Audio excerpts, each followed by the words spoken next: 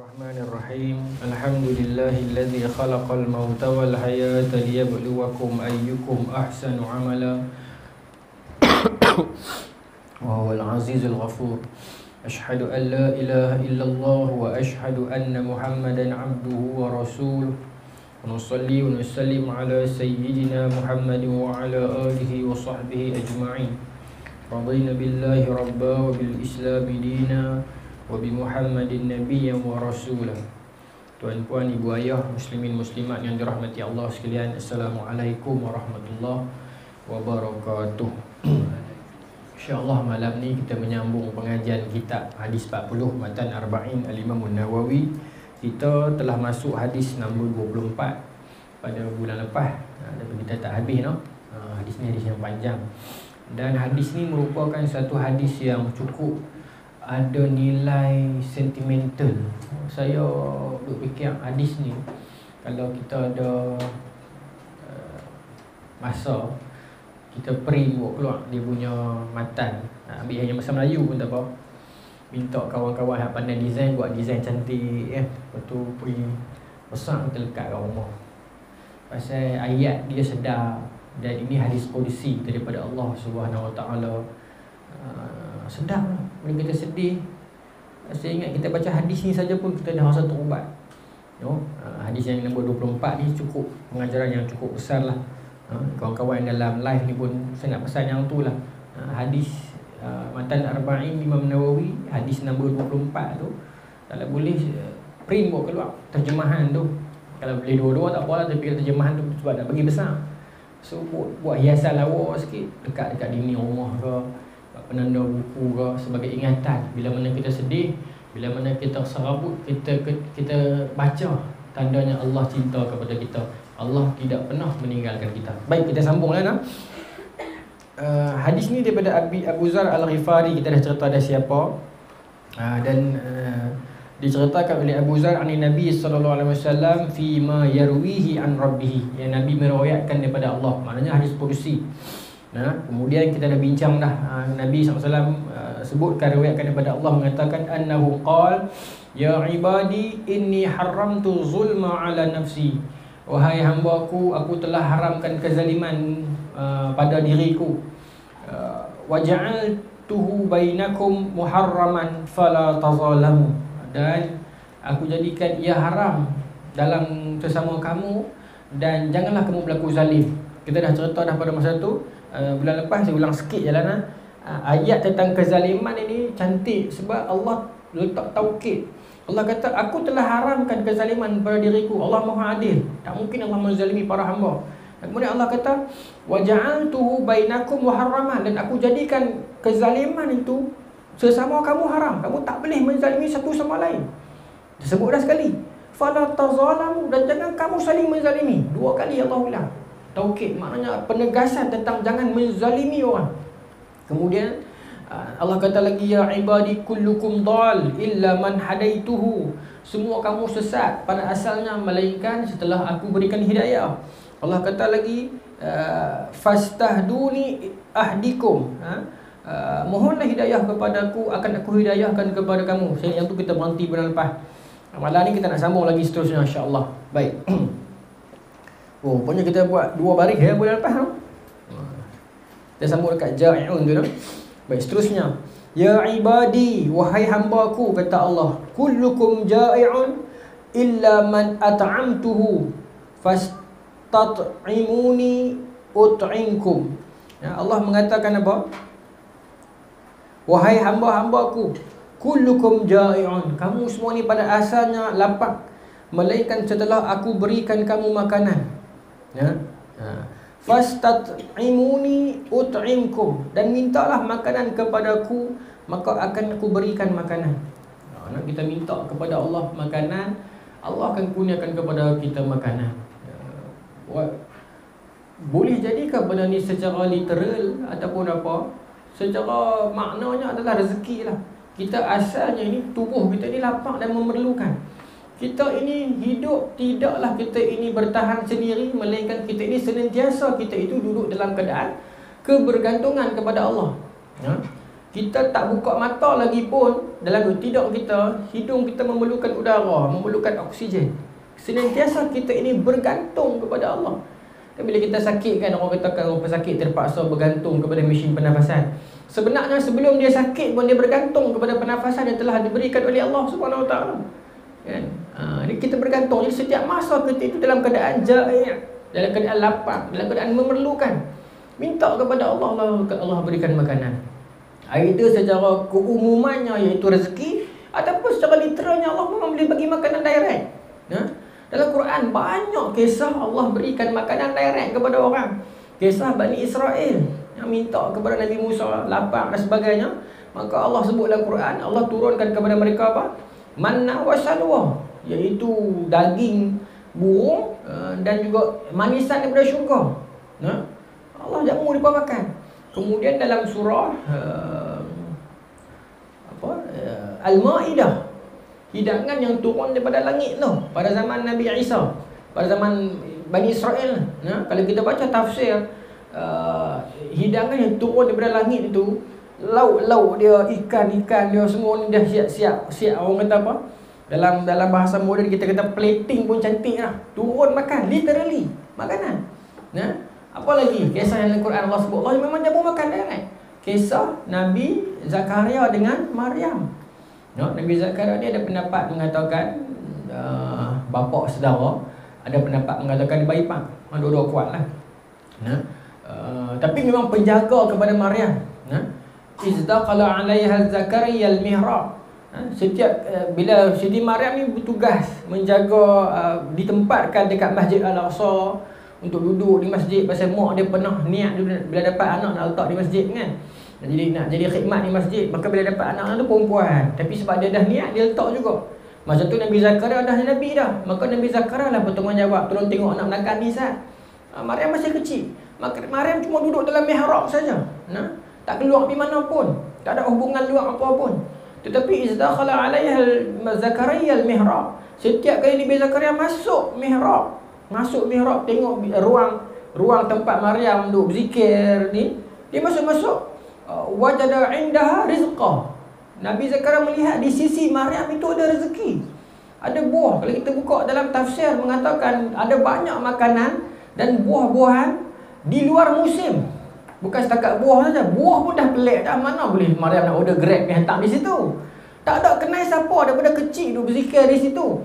Ya, kalau kenal orang pun cuma mak ayah dia dan juga buat makan dia Nabi Zakaria ni. Memang Siti Maryam ini mewakafkan diri dia untuk duduk di masjid, berzikir dan berkhidmat. Tapi mana tak kawan dengan siapa? Tak ada hubungan luar.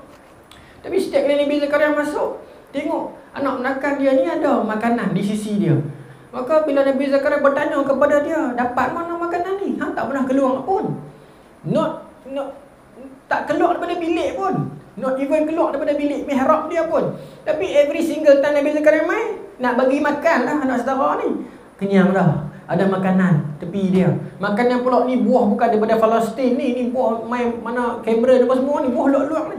Bila Nabi Zakaria tanya kepada dia dapat mana, maka dia kata Allah Subhanahu Wa Taala boleh memberi rezeki kepada siapa pun yang Allah nak.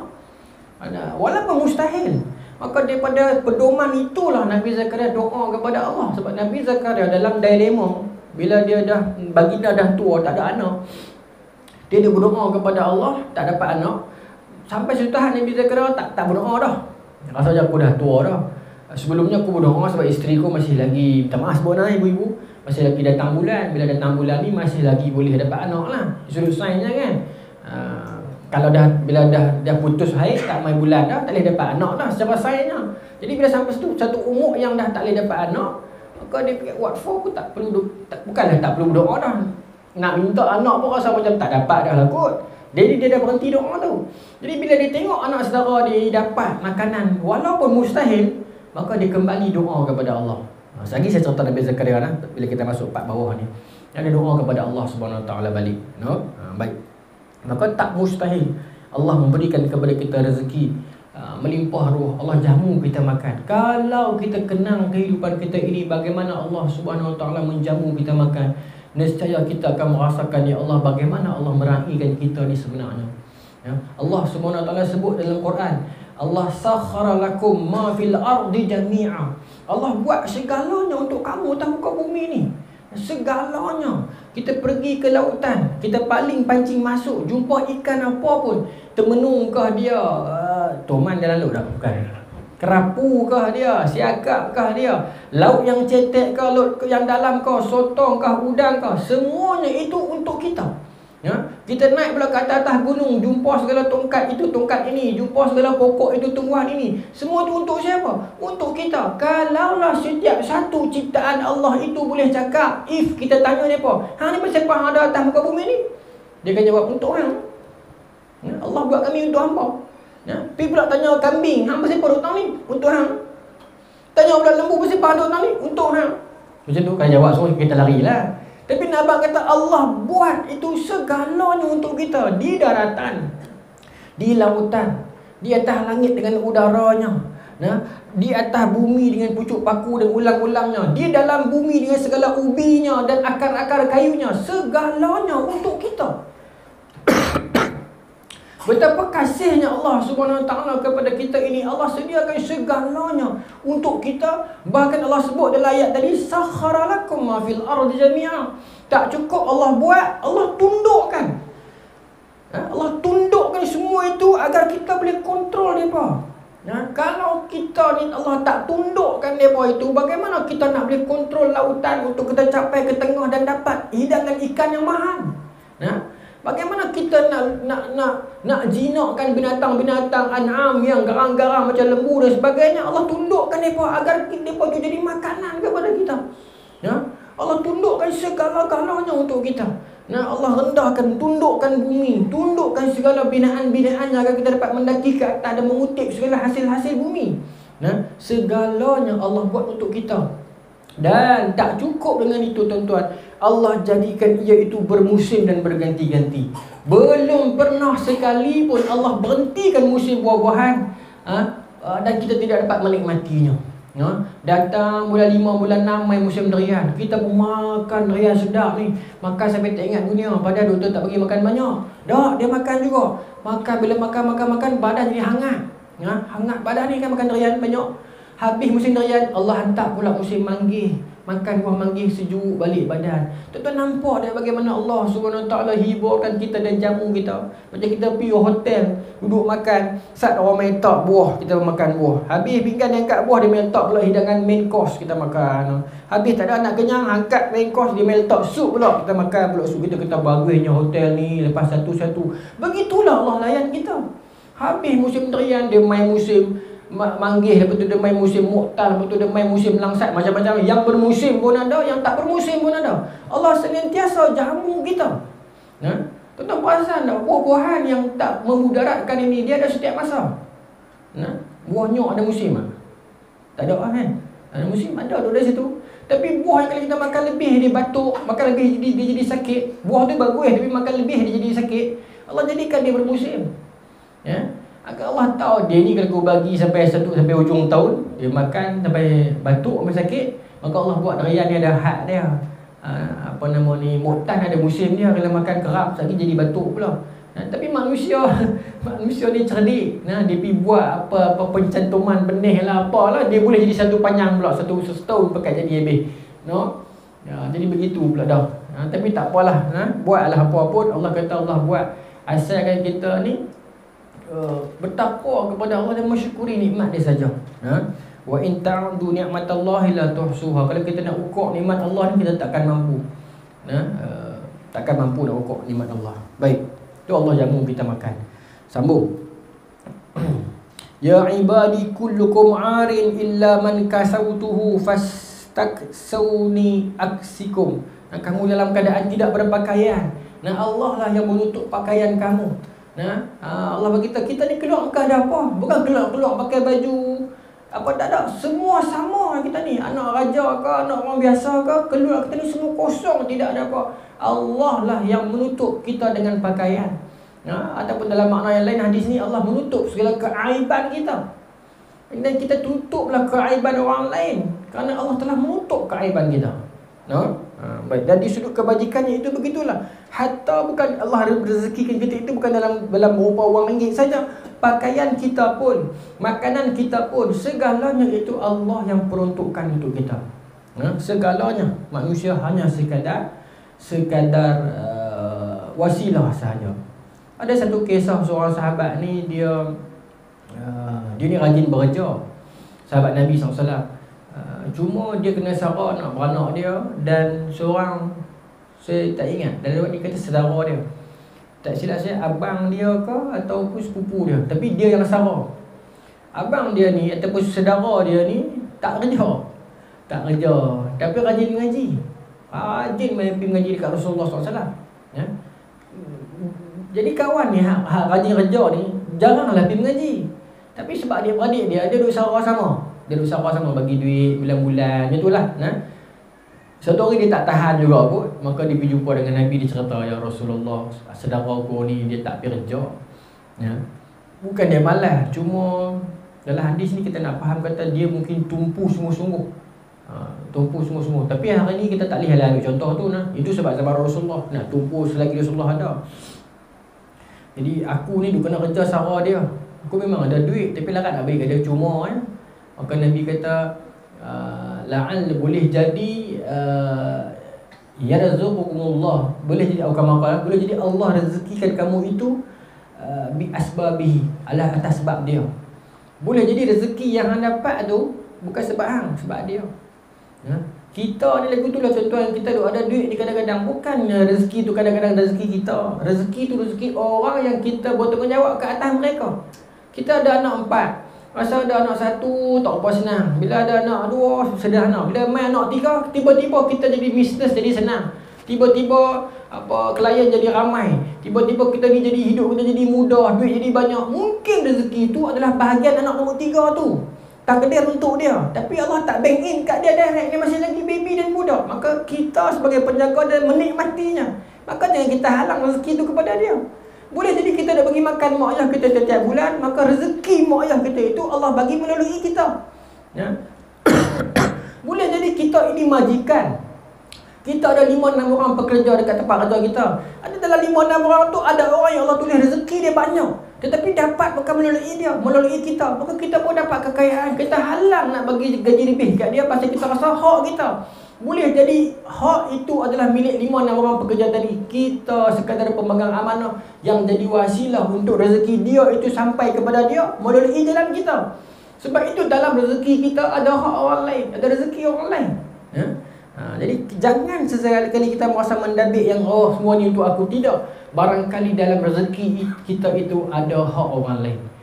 Ada rezeki orang lain tapi tak dapat keadaan direct. Sebab atas sunnatullahnya begitu Allah buat. Ada laluan dia, ada wasilah dia, maka kita menikmatinya dan kita serahkanlah kembali kepada Tuhan dia balik. Baik. Sambung. Mai masuk yang seterusnya ni, dia pergi kepada spiritual dah. Yang tadi ni dia fizikal. Baik. Ya ibadi innakum tukhti'u bil laili wan nahar, kata Allah. Wahai hamba-hambaku, kamu semua ni buat silap malam dan siang. Allah beritahu. Allah tahu kita siapa, tuan-tuan. Kita tak terlepas daripada kesilapan. Mana ada manusia yang dia tak pernah buat kesilapan dan dosa, kecuali para nabi lah. Itu pun Nabi Adam alaihissalam yang dicipta oleh Allah, yang berhubungan terus dengan Allah, yang dapat arahan terus daripada Allah. Bila Allah kata kepada dia dan isteri dia, la taqraba hadhihi syajarah, jangan kamu berdua dekati pokok ni. Dia dekat juga. Dalam 2 abang, ada berapa banyak pokok di syurga, yang satu tak bagi pi, satu itulah dia pi. Itulah manusia. Bukan merendahkan bapa kita Nabi Adam, tidak. Nak beritahu sifat manusianya begitu. Dalam 2 pesan, orang tua belah utara kata apa? Larang suruh-suruh. Hak larang tu lah yang dia buat. Tapi Allah mengetahuinya. Allah tahu itulah sifat manusia. Sebab tu bila Nabi Adam AS berdoa kepada Allah minta taubat, Rabbana zalamna anfusana wa illam taghfir lana wa tarhamna lanakunanna minal khasirin. Allah ampunkan Nabi Adam AS. Tetapi itulah sifat manusia. Allah tahu manusia itu senantiasa akan buat kesilapan. Sebab tu Allah kata, wahai hamba-Ku, innakum tukhti'u bil laili wan nahar. Kamu ni sentiasa buat silap malam dan siang. Ya. Wa ana aghfiru dzunuba jami'a, dan aku mengampunkan segala dosa semuanya. Fastaghfiruni aghfir lakum. Mintalah ampun, aku nak ampun. Tuan, Allah Subhanahu wa ta'ala, keampunan daripada Allah tu keampunan yang sangat besar. Tidak ada mana pintu yang lebih besar daripada pintu keampunan daripada Allah Subhanahu wa ta'ala. Pintu yang dibuka besar dan lama, itu pintu keampunan daripada Allah Subhanahu wa ta'ala. Malangnya manusia jarang nak melalui pintu tersebut. Dia merasakan bila dia buat silap, dia telah jauh daripada Allah. Bila dia merasakan dia buat silap, mungkin Allah tak mau ampunkan dia lagi. Dia merasakan bila dia buat silap, dia tidak hak untuk berdoa dan mengadu kepada Allah Subhanahu wa ta'ala. Sedangkan tidak begitu. Ya, Allah mengatakan dalam Quran, ya ibadiyalladzina asrafu ala anfusihim la taqnatu min rahmatillah. Wahai hamba-hambaku yang pernah menzalimi diri dia, jangan putus asa dengan rahmat Allah. Allah tahu kita buat silap, dan tidak salah kita buat silap. Bukan kita tak salah. Tak pelik kalau kita buat silap. Manusia yang tak buat silap, tuan-tuan, dalam hidup dia, dan bila dia merasakan aku tak pernah buat silap, itulah kesilapan dia. Orang yang sedih dengan dosa dia yang lalu dan mengingati Allah di dalam tidur dan berbaring, dalam tidur dan jaga dia, lebih mulia daripada orang yang tak pernah buat silap dan berbangga dan ujub dengan diri dia yang tak pernah buat salah tu. Orang yang dia sangka dia tak pernah buat silap, lalu dia ujub seorang-seorang dia tak abang kat orang. Ni bukan cerita riak. Riak ni dia abang kat orang. Aku ni, dia ingat lama aku hidup ni dosa-dosa tak ada, Ustaz. Tu jadi riak dah. Dia nak orang tengok dia. Semua dia nak orang dengar dia. Tu tak apa lagi, mungkin kita boleh lawan.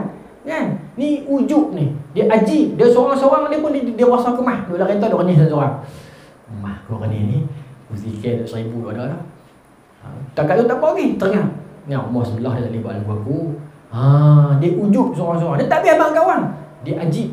Dia takjub dengan diri dia. Takut. Itu lebih bahaya daripada orang yang buat silap.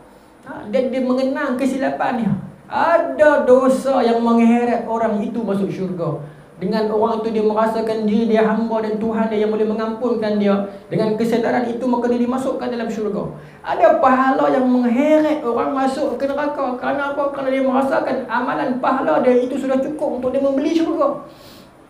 Sebab tu kalau kita buka kitab Hikam Ibn Athaillah As-Sakandari, yang pertama sekali hikam itu kata Ibn Athaillah apa? Min alamatil i'timad 'alal amal nuqsanur raja' inda wujudi zilal. Antara tanda pertama orang yang i'timad 'alal amal, dia bergantung dengan amal, bila mana dia berkurangnya raja, berkurangnya bergantung dan berharap kepada Allah bila berlaku apa-apa. Dia merasakan amalan dia sudah cukup, dia merasakan kesolehan dia sudah sempurna, maka tak mungkin Allah nak masukkan dia dalam neraka. Kita bukan membeli syurga, tuan-tuan, dengan amalan kita. Kita sekadar masuk syurga dengan rahmat daripada Allah Subhanahu wa ta'ala. Nabi sebut dalam hadis, la yunji ahadum minkum amalu. Tidak seorang pun dalam kalangan kamu yang selamat dengan amalan. Means masuk syurga dengan amalan. Sahabat tanya, wala iyyaka Rasulullah, adakah engkau juga begitu? Nabi kata, wala iyya ya illa ayataghammadiyadhu birahmah, melainkan kita semua ini masuk syurga hanya dengan rahmat daripada Allah. Walakin saddidu, wala bagaimanapun buatlah amalan. Tu hadis tu di hujung tu ada tu, Nabi kata wala bagaimanapun buatlah amalan. Kalau kita ambil hadis tu sekarang, orang tak payah buat apa. Allah nak bagi betul satu sudut betul. Tapi Nabi kata buatlah amalan, sebab dengan amalan itulah dapat rahmat. Tapi bukan dengan amalan tu dapat duduk syurga.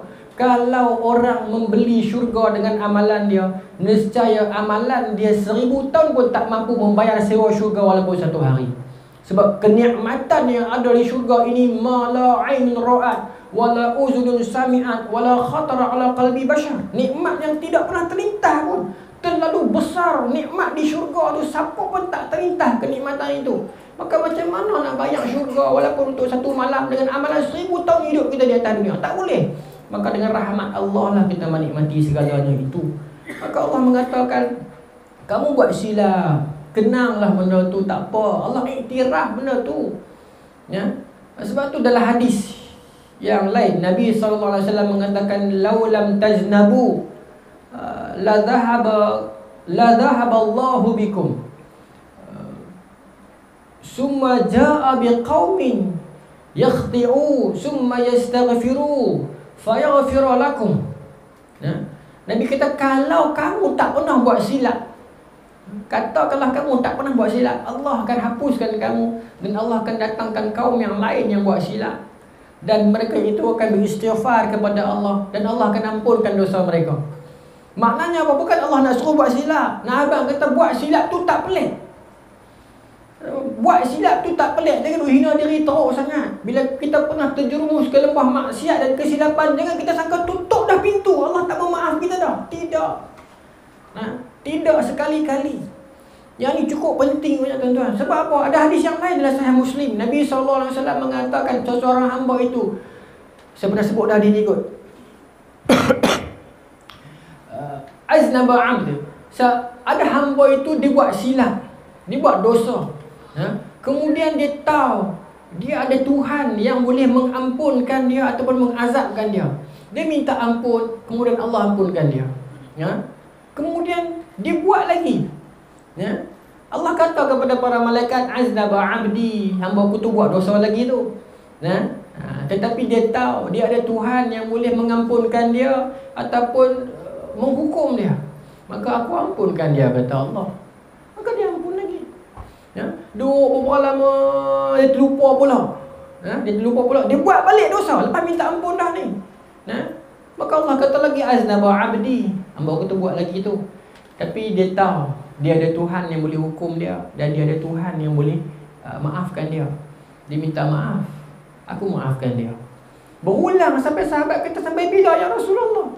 Maka sampailah Nabi kata dalam hadis tu, Allah kata, ya ibadi i'mal ma syi'ta, buatlah nak buat apa pun, selagi hang datang kepada aku minta ampun, akan aku ampunkan. Ulama hadis ini ulama bincang, adakah hadis ini menggalakkan kita buat silap?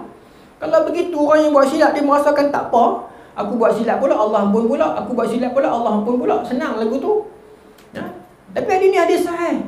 Lagu mana kita nak berinteraksi dengan hadis ini? Kata para mufassirin, kata para syarah hadis mengatakan, hadis ini sebagai jawapan kepada apa? Nak tutup pintu-pintu setan dalam hati ni. Setan ni dia akan main mengatakan, habislah. Allah tak maaf dah. Hang 2 kali dah tobat kot. Hang nak pergi mana dah? Habis. Masa tu kita akan rasakan nak pergi mana dah.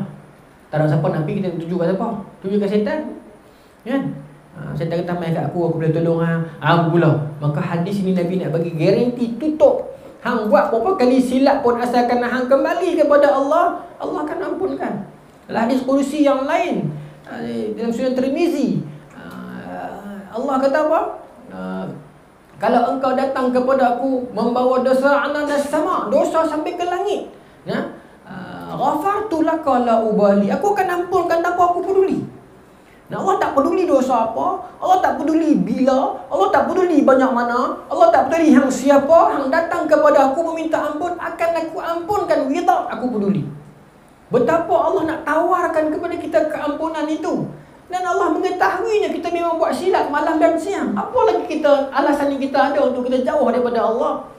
Saya kotor Ustaz. Hang kotor lagu mana pun Allah nak hang kembali kepada dia. Tu ya. Allah dengarkan dosa saya ni, siapalah saya ni. Allah tahu, Allah dengar. Dan Allah panggil. Itu Allah kata, innakum tukhti'u bil laili wan nahar. Buat silap kamu tu malam dan siang. Mai. Ana aghfiru dzunuba jami'a. Aku ampunkan dosa semuanya. Mintalah ampun, aku nak beri keampunan. Walaupun berulang kali. Minta kepada Allah. Minta kepada Allah walau berulang kali pun. Bahkan dalam hadis yang lain, hadis dalam Bukhari, Nabi SAW menceritakan Allah itu afrah, lebih gembira berbanding seorang lelaki.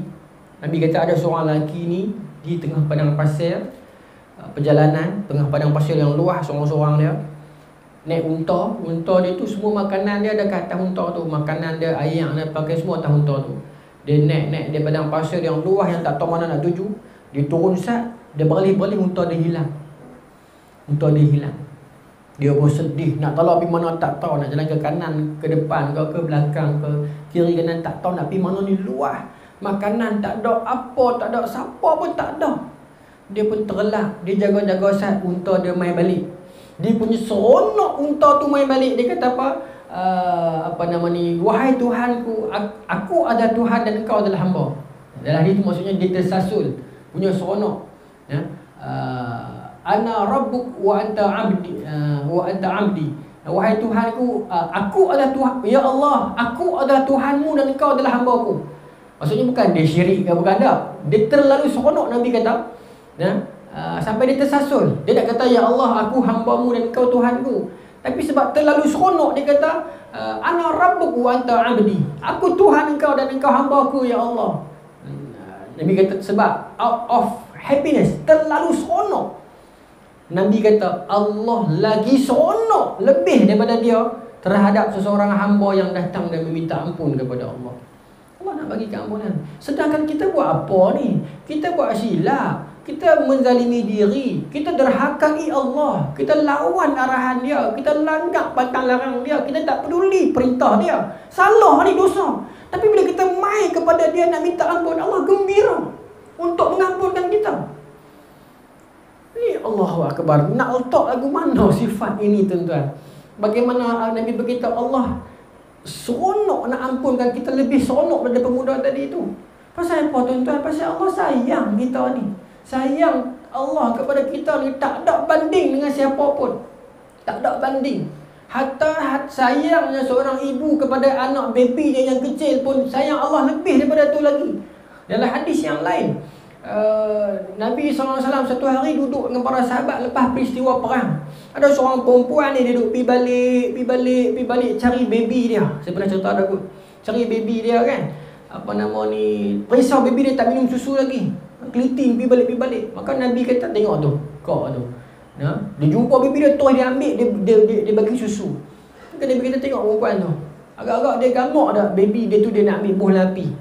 Sahabat kata, tak mungkin ya Rasulullah. Maka Nabi kata, Allah lebih sayang kepada kita, lebih daripada perempuan tu sayang ke anak dari dia tu. Maka macam mana, tuan-tuan? Betapa Allah nak pelihara kita ini, betapa Allah nak jaga kita ini, betapa besar dan hebat dan luasnya kerajaan Allah Subhanahu Wa Taala kepada kita ini.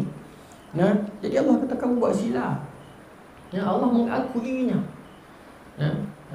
Sebab dalam hadis ini Allah mengatakan seseorang tu bila dia buat silap dan dia mengaku kesilapan dia, ya'tarifu bidzambi, dia buat silap kemudian dia mengaku kesilapan dia, dia mengadu kepada Allah akan kesilapan dia, maka Allah akan ampunkan dosa dia. Allah cuma nak kita ni sedar yang kita ini hamba, yang kita ada Tuhan yang boleh mengampunkan kita, ataupun Tuhan yang boleh memberikan kepada kita ganjaran. Sedar rasa diri hamba, sedar rasa diri ni kecil. Jangan sedar lagu kita ni dewa. Berasa hamba. Apa makna hamba? Hina diri. Hina diri kita depan Allah. Kecil kita, kerdil. Kita nak bangga apa depan Tuhan? Kita daripada kecil, daripada tidak, Allah buat kita daripada tidak ada kepada ada. Segalanya ini kita serahkan untuk Dia. Barang kita yang di tubuh badan ini, dalam kehidupan kita ini, semuanya hak Allah belaka. Apa yang kita nak lari daripada Allah? Fa'ina tadhhab, kata Allah. Apa nak pergi mana? Nak pergi mana kita ni? Tak ada. Pergi kono kok mana pun balik kepada Allah semuanya. Tadi Ustaz sebut pasal almarhum Ustaz Subri Arsyad, Tuan Guru. Saya tak ada pengalaman peribadi dengan Tuan Guru. Tak sempat duduk di luar lama. Tapi Tuan Guru ni orang yang baik. Saya dapat cerita ni daripada mak saya. Mak saya ni anak menakan saya mula lahir, anak abang sulung saya beranak 2015. Lepas tu abang saya ni bawa pergi jumpa arwah Ustaz Subri untuk tahnik. Mak saya kata, Ustaz Subri ni baik sungguh. Kami pergi di rumah ni dia layan. Pasal bukan kenal. Kalau kenal cerita lain, ni cerita tak kenal kan. Dia layan, dia jamu makan apa di rumah dia ni. Lepas tu abang saya dah call awal dah, abang nak pergi tahnik. Jadi almarhum ni, arwah Tuan Guru ni, dia buat apa? Dia tak makan. Dia kata warak ni, dia tak makan hari tu. Dia tak mau makan apa lagi. Daripada subuh tu, daripada dia pergi, abang saya ni pergi pukul 9, pukul 10, pukul 9 lagu tu lah kot. Saya tak tahu, saya duduk di KL. Mak saya kata dia tak makan daripada subuh tu, tak makan. Pasal apa? Saya nak tahnik sehari ni. Jadi dia buat apa lepas main? Dia mengaji. Biar mulut dia penuh dengan bacaan Quran semua ni kan. Lepas tu barulah dia tahnik selesai. Lepas tu barulah dia makan. Lepas tu kata mak saya ni, arwah ni, setiap kali dia jumpa dengan abang saya di market ke di mana ke, dia akan tanya anak tu lagu mana. Sampai besar. Sampai anak menakan ni pun dah 4, dah 5 dah lah ni. Tapi asal jumpa dia ingat tu. Abang saya ni bukannya orang kenal dah, orang awam lah, orang kebanyakan. Tapi arwah ni ingat. Dia tengok, ni kawan nak main tahnik anak ni. Anak tahnik tu lagu mana dah. Dia ambil berat. Tuan-tuan, padahal orang kecil, bukannya orang besar. Di situ saya rasa hebat. Kalau kata orang besar, kalau kata abang saya ni datuk ke ataupun ustaz juga ke, saya tak heran. Tapi orang awam, orang kampung, orang menjaga kerja biasa, tapi Tuan Guru ingat lagu tu. Bila jumpa pula 4-5 tahun tanya anak apa abang hak yang dia tahnik hari tu ni, la haula wala quwwata illa billah. Jadi orang soleh, orang baik. Saya adalah pengalaman duk sembang, tapi tidak ada pengalaman peribadi. Kalau rapid, saya rapid dengan Ustaz Mutalib lagi. Sebab muda sikit kan, lama lagi. Teringin tapi dekat. Tapi yalah, kita tak dah lama. Tapi dengan anak Al-Fadhil Ustaz Aiman Subri saya rapat juga. Tadi pi jumpa Pak Lang, pi tadi Ustaz Aiman cerita arwah pagi tadi duk elok lagi. Pagi tadi lah pukul 8 lagu tu kot, dia ajak Ustaz Aiman dengan anak-anak ni keluar pi 2 halaman sekolah dan tengok kubah sekolah lah kan. Keluar Iman Alangkah duk tengok kubah, dia rasa lagu pening. Nak duduk Ustaz. Kau Ustaz Aiman kata dia perempuan ambil bangku duduk, tak bantai pergi dia sana, takut dia pening. Dia duduk Ustaz tu tak ada. Tuan, mudahnya. Mudah. Masa tu saya ingat saya duduk di pokok senang. Dalam pukul 8.30 tu saya duduk di pokok senang. Makan roti canai. Tuan perasan tak? Dia hujan Ustaz ni kan. Hujan. Saya duduk hujan Ustaz. Hujan Ustaz ya. Hujan. Bukan nak cerita khurafat apa ni tak, tapi ini betul tak? Kan? Semua saksi kan. Dia hujan Ustaz. Masa tu saya makan di meja luar. Saya kata kat orang puasan, nak hujan ni kan. Hujan. Dia pun masuk meja dalam, turun agak dalam ingat 15 minit kot. Lepas tu dia kuih-kuih ni balik. Lepas tu habis makan tu, buka telefon loh. Tuan Guru tak ada. Sedangkan baru kemarin tengok Facebook Ustaz Aiman tunjuk arwah duk keluar jalan gelitik rumah kan. Oh Allah panggil balik dengan mudah. Itulah kesudahan yang semua orang nak kan. Kesudahan yang semua orang nak. Allah panggil balik. Radiyatan mardiyah. Allah redha dia balik, dia pun redha nak balik pi. Dengan pagi Jumaat 12 Rabiul Awal pula ulang tahun kelahiran Nabi. Apa lagi kita nak? Itu tanda-tanda husnul khatimah, tentulah. Tentulah. Qad qada amaluh, kita kata. Selesai dah amalan Tok Guru. Kita tak tahu. Kita menurutilah jalan dia, jalan depa dia lah orang soleh ni no. Saya rasa tersentuh bila saya tengok orang meninggal mudah ni, saya rasa Allah Akbar. Apa amalan depa ni? Tapi bukan nak kata orang meninggal susah tu tak elok, bukan juga. Sebab ada hadis Siti Aisyah kata, lepas aku jaga Nabi ni, lepas aku jaga Rasulullah ni, aku tak cemburu kepada siapa pun yang meninggal muda. Maknanya apa? Rasulullah meninggal susah juga, sakit berapa hari, 13 hari. Rasulullah sakit sampai hari Rabu, hari Khamis tu Rasulullah masih lagi jadi imam sembahyang. Nabi tak sihat, lepas Nabi hantar satu mayat, Nabi uruskan, Nabi on the way balik, Nabi sakit kepala. Satu sakit apa no? Nabi sakit kepala. Tapi Nabi masih lagi jadi imam. Dalam tempoh tu Nabi tu panggil sahabat ni, masih lagi dibuat urusan Nabi SAW. Lepas tu barulah Nabi minta Nabi duduk rumah Siti Aisyah. Pasal nak bagi Siti Aisyah jaga, minta izin kepada isteri-isteri yang lain. Sebab apa? Sebab satunya Siti Aisyah ini muda. Bukan kerana Nabi pilih sebab Aisyah muda. Nabi pilih kerana isteri yang lain tak larat dah. Nabi tak mau susahkan isteri yang lain. Itu yang betul dia.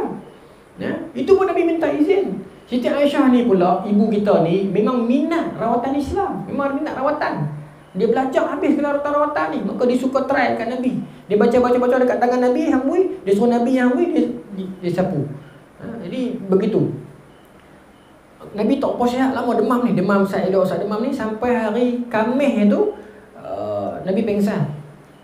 Lepas Nabi sembahyang maghrib tu Nabi pingsan. Lepas tu lama. Bila Nabi tersedar, Nabi kata, isyak masuk lagi, masuk dah. Mayang lagi, dok lagi. Maka Nabi kata ambil ayam. Nabi nak ambil sembahyang nak jadi mana. Dia pun bagi ayam. Masa tu yang jaga Nabi Siti Aisyah tentulah. Sayyidina Ali dengan Al-Fadl bin Abbas, sepupu Nabi. Fadl bin Abbas. Ini juga dua orang yang turun ke dalam liang lahat. Cerita tu panjang nanti. Tapi saya nak abang kata Nabi minta ayam. Nabi pun ambil sembahyang. Demam tuan-tuan tak larat. Rebah pingsan. Dalam dunia tak larat ni pingsan. Pingsan lama. Sahabat tunggu tak sembahyang. Sedap pula Rasulullah sembahyang lagi, dok lagi Rasulullah, tunggu Rasulullah. Sultan ambil ayam. Ambil ayam tak besen. Nabi pun ambil sembahyang pun. Sakit sampai pingsan pula tuan. Sahabat dia tunggu sebelah pasal rumah Aisyah adalah makam Rasulullah sekarang ni. Masjid tu lah raudhah kita adalah dalam bayangan sebelah ya. Pingsan rebah pula tak sedap. Nak abang kata sakit sungguh, bukan buat sakit sungguh. Sedap pula. Sahabat tak sembahyang lagi berubah dah. Dia kata sembahyang lagi, dak ya Rasulullah, tunggu Rasulullah. Dia kata ambil ayam. Ambil sembahyang pula tuan. Ambil tak larat ni, badan panas sakit, rebah pula tuan. La hawla wala quwwata illa billah. Pasal sampai waktu Nabi nak lead sembahyang kita, kasih Nabi kepada kita. Sampai waktu 4 kali Nabi pingsan. Lah Nabi bagi syarat pada Sayyidina Abu Bakar naiklah imam. Maka Sayyidina Abu Bakar jadi imam bermula hari Khamis malam. Ingat tak? Khamis malam Isyak. Isyak tu Khamis sampai Isnin pagi subuh. Berapa waktu? 17 waktu. Jumaat penuh 5, Sabtu penuh 5, Ahad penuh 5, 15, Isyak, Khamis, subuh Isnin pagi. 17 waktu Sayyidina Abu Bakar jadi imam. Saya ringkas cerita. Hari Isnin, jadi cerita ni tak apa lah. Isnin pagi tu Nabi berasa kuat sikit. Maka Nabi selok tirai. Waktu subuh Sayyidina Abu Bakar dah nak ready jadi imam dah. Hadis tu Anas riwayat, dia kata kami lama tak tengok Nabi. Lepas Nabi pingsan tu Nabi dalam bilik. Kami rindu kat Rasulullah sungguh-sungguh. Pagi subuh tu Nabi selok tirai, kami berasa lagu cahaya ni. Kalau boleh kami lari tinggalkan saf, kami nak pi peluk Nabi. Tapi tak payahlah. Qamat dah dibuat. Maka masa tu lah hadis Anas kata kami dengar Nabi senyum wa dhahika dan Nabi gelak kecil. Sudah Nabi seronok tengok para sahabat tu berdiri dalam saf dah. Maka Sayyidina Abu Bakar nak undur, Nabi kata tak apa, jalan. Lepas jadi imam, lepas pada itulah Nabi tak ada. Sebelum lah tu Nabi kata fi rafiqil a'la. Nabi sebut dalam tu. Fi Allahu akbar. Nabi punya sayang kepada kita tu sampai akhir hayat Nabi. Ada satu hadis yang panjang bila mana hadis dari Sunan Tirmizi, berlaku gempa kan. Berlaku gerhana dekat Madinah. Nabi cepat-cepat panggil semua Nabi semayang. Dan hadis tu panjang. Siapa riwayat hadis ni? Abdullah bin Amr bin Al-As. Dia kata Nabi qiyam macam tak mau rokok macam tak mau sujud macam tak mau bangun, punya lama. Lepas habis semayang Nabi teriak. Nabi doa, ya Rabb alam ta'iduni alla yu'adzibahum wa ana fihim. Ya Allah, bukankah Allah dah janji Allah takkan azab umat aku selagi mana aku ada dengan mereka, ya Allah. Nabi teriak, Nabi ulang banyak kali. Maknanya Nabi takut gerhana tu jadi azab kepada kita.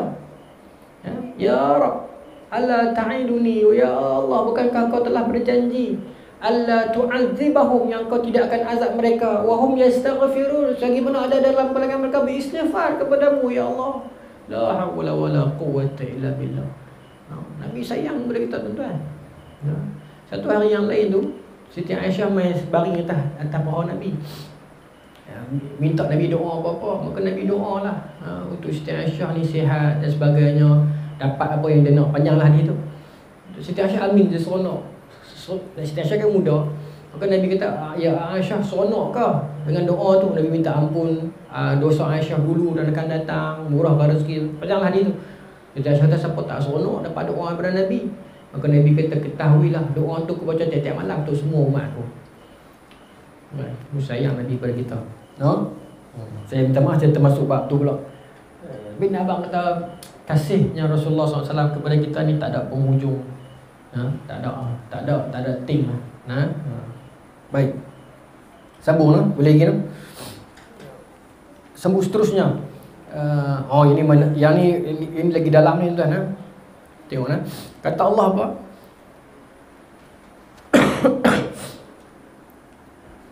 Ya ibadi, innakum lam tablughu durri fatadurruni walan tablughu naf'i fatanfa'uni. Wahai hamba-Ku, kamu takkan mampu bagi satu mudarat yang boleh mudaratkan aku, ya? Dan kamu tak mampu memberi satu manfaat yang boleh memanfaatkan aku. Itu jelas semua orang tahu. Bin abang kata, kalau seluruh kita ini buat satu benda yang mulia, yang hebat, yang agung, tak menambah sedikit pun kepada kerajaan Allah itu. Sebab tu subhanallah, maha suci Allah daripada segala-galanya. Allah tak berkehendak kepada kita, kita lah berkehendak kepada amalan tersebut. Kalau satu dunia pakat buat demonstrasi lawan dengan Tuhan, kerajaan Allah tak jatuh pun. Bukan macam kerajaan di sana tu. Kerajaan Allah tak jatuh pun, katalah seluruh manusia kita pakat malam ni ramai-ramai kita boikot sembahyang Isyak. Ramai-ramai kita try satu dunia buat boikot Isyak serentak. Esok kita tengok matahari naik ke dah? Matahari naik semua tu. Udara jalan bersama, bintang berkelip sama. Rezeki kuasa Allah sedikit pun tak tersentuh dan tak berkurang dengan kianatnya kita ini. Kalau semua kita pakat tak mau ikut perintah Allah, biar syurga tu kosong. Ingat malaikat nak turun, tolonglah, mainlah syurga ni penat buat, main masuk dah. Allah tak rugi apa. Allah tak rugi apa. Sebab tu Allah kata, kamu tak boleh bagi mudarat apa pun dan tak manfaat apa pun. Sebab tu dalam hadis Nabi SAW, dalam hadis yang lain Nabi kata apa? Ya ayuhan nasu alaikum min a'mali ma tutiqun. Wahai manusia, buatlah amalan sunat itu berdasarkan kemampuan kamu. Amalan sunat lah, bukan amalan wajib. Ya. Takat-takat hampa mampu tersudut lebih sangat. Sebab apa? Fa innallaha la yamallu hatta tamallu. Sebab hampa takkan boleh letih Allah. Hampa kan letih buat amalan dulu sampai Allah letih bagi pahala. Bukan nak kata Allah letih, tak letih. Abang kata, jangan lawan Tuhan lah. Dia ingat aku buat lagi. Dah, buat. Kalau buat kerana Allah semua-semua tak apa. Dia buat untuk puasa. Banyak dah. Duk kira-kira. Innallaha la yamallu hatta tamallu. Allah tak akan jemu bagi sebab kamu jemu nak buat. Wa inna ahabbal a'mali ila Allah ma duwima alaihi wa in qal. Sesungguhnya amalan yang paling Allah sayang adalah wa in qallau, amalan yang paling istiqamah walaupun dia sikit. Nabi pesan tu. Ibadat sunat ni buat takat mana larat, tapi istiqamah. Bukan kita pulun buat dengan harapan banyak mana dah pahala aku ni. Hampa akan letih dulu kata Nabi daripada Allah letih nak bagi pahala. Jangan lawan Tuhan. Baik. Dengan kita sangka kita boleh beli syurga dengan amalan kita, tidak begitu. Baik. Last, kadang-kadang ada sikit lagi. Ya ibadi, law anna awwalakum wa akhirakum wa insakum wa jinnakum kanu ala atqa qalbi rajulin wahidin minkum ma zada zalika fi mulki syai'a. Wahai hamba-Ku, kalaulah orang yang paling awal dalam kalangan kamu sampai orang yang paling last. Siapa orang yang paling last? Orang yang paling awal adalah Nabi Adam. Siapakah baby terakhir akan lahir atas semesta ini? Tak tahu siapa. Tapi bermaksud daripada yang paling awal sampai paling akhir. Dan semuanya itu bertakwa kepada Allah. Campur manusia dan jin. Segala-galanya bertakwa sungguh-sungguh pada Allah. Kata Allah apa? Ma zada zalika fi mulki syai'a. Tak menambah apa pun pada kerajaan Allah apa-apa. Macam saya kata tadi lah. Allah tak memerlukan kita pun. Allah tak memerlukan kita pun. Bagi esok seluruh dunia bergulung, tak apa pun tak tengok semua jadi debu belaka. Allah tak ingatkan. Kita ini saja sangka macam Allah perlukan kita sangat. Pasal Allah dia panggil, mailah balik, mintalah ampun, aku nak ampun. Kita berasa bila Allah offer macam tu, lagu Allah nak kita. Dah kita ada perasaan lebih. Allah kesian saja kat kita tu. Pasal Allah tahu kita ni bodoh. Allah tahu kita ni lupa. Allah tahu kita ni tergesa-gesa. Ya.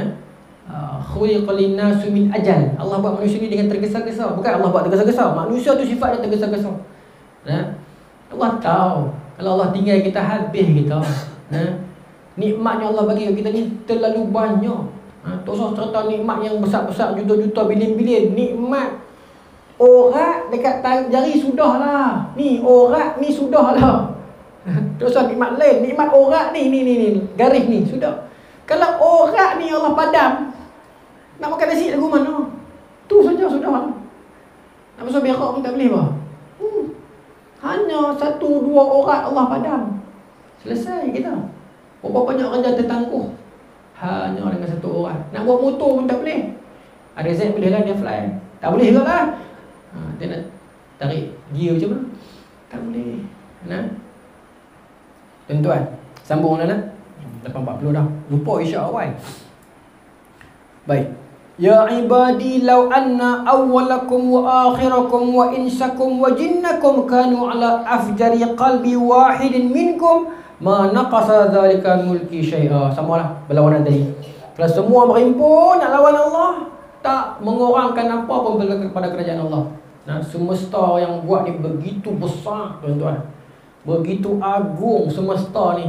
Belilah buku-buku sains pula baca tentang alam semesta ni.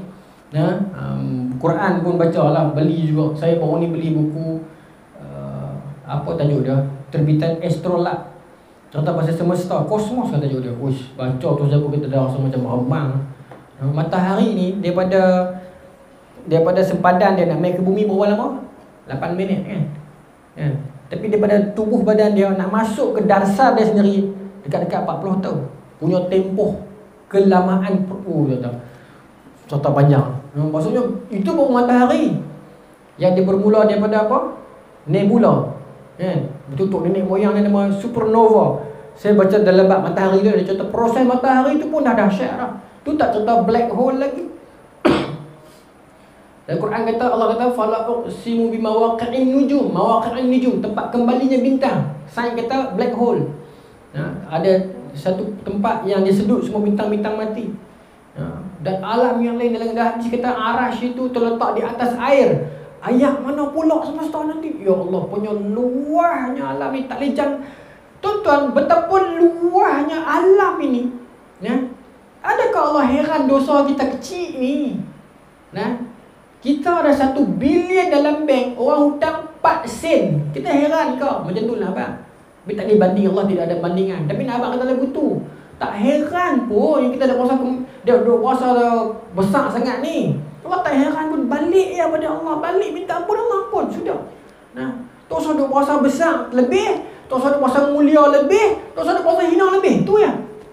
Puasa mulia lebih pun tak payah, puasa hina lebih pun tak payah. Balik pada Allah, sudah selesai. Tu ya. Itu ya. Kita cuma ada Dia. Siapa pun yang datang dalam hidup kita ni akan tinggalkan kita. Allah tak pernah sekali-kali mensia-siakan kita. Di dunia pun Dia ada, di sana pun Dia ada. Siapa lagi kita nak minta dan bergantung? Kalau dalam hidup kita ni tak pernah bangun malam, angkat tangan minta pada Allah, mengadu, kita tak ada kenangan kebergantungan kita kepada Allah dan rayuan kita kepadanya tak ada. Kita melewati kehidupan macam orang biasa, semayang, puasa, mengaji, tapi nikmat mengadu dan meminta kepada Dia tu tak ada. Nikmat merasa kita ini hamba Dia tu tak ada. Itu yang kita takut. Walaupun kita semayang, walaupun kita tak lawan Tuhan, tapi nikmat meletakkan rasa kehambaan kepada-Nya itu tidak ada. Jadi satu hadis ni nak ajak kita yang tu. Lain lagi, Allah kata apa lagi? Yang ni sedap. Kata Allah, ya ibadi law anna awwalakum wa akhirakum wa insakum wa jinnakum qamu fi sa'idin wahid. Tengok tu, qamu fi sa'idin wahid fas'aluni fa'ataitu kulla wahidin mas'alatah ma naqasa dhalika mimma indi illa kama yanqusu mikhyatu idza urkhila al-bahr. Apa kata Nabi? Kata Allah, kalaulah orang yang paling awal sampai orang yang paling last, jin dan manusia, qamu fi sa'idin wahid, berhimpun pada satu tempat serentak dan minta masing-masing doa kepada Allah. Berapa zillion manusia, tak tahulah manusia, jin daripada zaman Nabi Adam sampai yang akan datang ni, berhimpun pada satu tempat pada satu ketika serentak, dan semua tu minta kepada Allah, dan Allah bagi setiap seorang yang mereka minta tu, kata Allah, tak berkurang apa pun pada kerajaan Allah. Melainkan hanya seperti berkurangnya jarum bila dicelup dalam laut, angkat jatuh setitik daripada lautan yang luas. Begitulah kalau nak kurang pun. Tapi maknanya apa tuan-tuan? Tak kurang sebenarnya. Maknanya tak kurang. Tapi bila cakap tak kurang, orang tak pernah faham kan? Abanglah lagu tu perbandingan dia. Sebenarnya tak kurang apa pun. Kalau Allah tunaikan hajat semua makhluk serentak, Allah tak worry apa. Jadi apalah besar sangat doa kita ni, tekan minta sejuta ke Allah tu. Minta. Manusia ni ada satu senjata yang dia tak guna, yang dia tak sedar yang dia ada adalah doa. Iza arada, Nabi kata bila mana seseorang kamu hendak ud'u ila Allah, nak doa kepada Allah, fal yajzim doa atau kama qala, jazamkanlah doa kamu itu, kata Nabi. Maknanya apa? Minta bulat kepada Allah. La qal, jangan kamu kata ya Rabb in syi'ti fa'atini, kalau Allah nak bagilah, kalau masa bagi dah. Fal yajzim, jazamkan, ya Allah saya nak macam ni, ya Allah saya nak ni, jazam. Bukan kita kata, kita la qal, jangan kamu kata ya Rabb in syi'ti fa'atini, kalau Allah nak macam ni bagilah macam ni, kalau Allah tak minta. Cuma ulama ajak jangan perinci lebih. Kalau kita nak Myvi, sebut Myvi, ya Allah aku nak Myvi, ya Allah. Ataupun ya Allah aku nak S50 baru tu, ya Allah. Sudah. Ya Allah aku nak S50 baru warna biru, ya Allah, Sport Ring 20, ya Allah, nak pipe hingar, ya Allah. Tak payahlah hang perinci lagu tu. Tu tangan manusia lah. Allah bagilah nanti. Nak minta. Siapa kena buat macam ni? Masalah. Minta kepada Allah. Satu. Yang kedua kata Nabi, ud'u ilallahi wa antum muqinuna bil ijabah. Doalah kepada Allah dalam keadaan kamu yakin Allah akan kabulkan. Manusia ni masalah dia apa? Dia doa tapi dia anggap itu sekadar protokol lah. Orang suruh doa lah. Amin, sudah. Allah nak bagi, tak bagi sudah. Tapi kata Nabi tidak, wa antum muqinuna bil ijabah. Yakin yang Allah mesti bagi. Kita percaya Allah mesti bagi. Sebab apa? Innallaha hayyun karimun. Allah itu mulia, tinggi kemuliaan sifat malu Allah. Yastahi idza rafa'a 'abdihi ilaihi yarudda sifra. Allah malu kalau hamba dia angkat kedua tangan berdoa kepada dia dan Allah biarkan tangan itu terjatuh dalam keadaan kosong. Allah pasti beri sesuatu sebelum tangan itu dijatuhkan. Pasti bagi. Syarat dia wa antum muqinuna bil ijabah. Yakin Allah bagi. Sebab Allah kata ana inda zanni 'abdi bi. Aku bersama sangkaan hamba-Ku terhadapku. Kalau kita sangka Allah tak bagi kot, aku ni siapa? Tak bagi. Kita sangka Allah mesti bagi. Kotor lagu mana pun aku, jahat lagu mana pun aku, Allah Tuhan aku. Allah tak buat aku sia-sia. Kalau Allah tak sayang kita, Allah tak buat kita. Selesai, yang tu ya. Tu je. Buat kita ingat senang tuan-tuan ni. Setiap satu bulu mata ni semua ada tugas. Bulu hidung ni setiap selai ni ada tugas ni. Tapi habukkan kuman, telinga, semua setiap satu benda Allah jaga untuk kita. Adakah Allah buat semua tu untuk nimpak kita dalam neraka? Tak. Tapi kita yang nak rebut masuk. Allah kata uiddat lil kafirin. Allah buat neraka untuk orang kafir. Tapi kita nak masuk buat apa? Dosa saya banyak. Allah kata aku ampun. Dosa saya setinggi langit. Allah kata aku ampun. Sebanyak tu juga aku tak peduli. Tapi si ulang banyak kali dah buat dosa. Allah kata dah tadi, hang berapa kali hang buat pun hang minta aku bagi. Nak kata apa lagi tuan-tuan? Minta. Doa adalah kekuatan kita. Sebab tu berbalik kepada cerita tadi tu, kan Nabi Zakaria minta kepada Allah kan. Kita apa? Iznada rabbahu nida'an khafiyya qala rabbi inni wahanal 'azmu minni wasta'la ar-ra'su shayba wa lam akum bi du'aika rabbi shaqiyya inni khiftul mawali min wara'i wa hab li min ladunka waliya. Kan dia kata apa? Ya Allah, tulang-tulang aku lemah dah ya Allah, rambutku dah beruban dah ya Allah. Nah, isteriku pula mandul ya Allah. Maksudnya bukanlah mandul, maksudnya dah habis tempoh dah tu kan. Kemudian aku risau, mengadu, ilah ni mengadu pada Allah. Aku risau keturunan aku dah tak ada ya Allah. Maka Allah bagi walaupun mustahil dapat. Walaupun mustahil dapat. Seperti mana Maryam dapat buah-buahan. Itu antara orang kita mengadu. Ada orang dia minta, wahabli min ladunka waliya. Nabi Zakaria minta. Ada kalanya dia tak minta tapi dia mengadu. Boleh juga. Macam siapa? Macam Nabi Ayub. Ya Rab, inni masani yadur wa anta arhamur rahimin. Ya Tuhanku, aku ni diuji, dia sakit, Kau Maha Penyayang ya Allah. Allah bagi dia baik. Dia cerita keadaan diri dia kepada Allah. Pasal apa kita nak cari manusia untuk kita cerita masalah kita yang kita belum tentu manusia tu boleh terima cerita kita seadanya ataupun tidak. Boleh jadi dia cerita kat orang lain. Tadi tengok nak viral kat Facebook, makcik dia orang gaduh.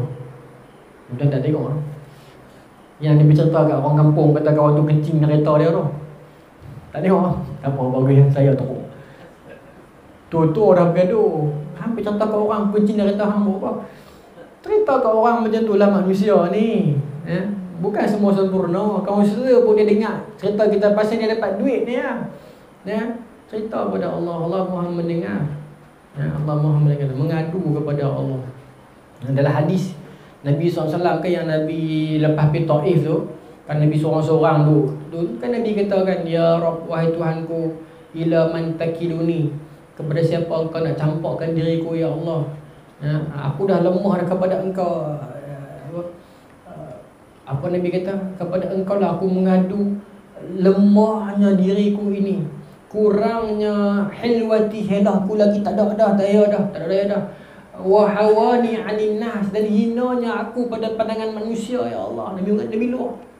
Ila man takiluni, kepada siapa kau nak campakkan diriku ini ya Allah. Ila aduwin ba'idin yatajahamuni, adakah kepada musuh yang jauh yang kau yang membenci aku. Au aduwin qarib alladhi mallaktahu amri, ataupun kepada musuh yang dekat yang kau jadikan mereka itu menguasai urusanku ya Allah. Nabi mengadu cerita.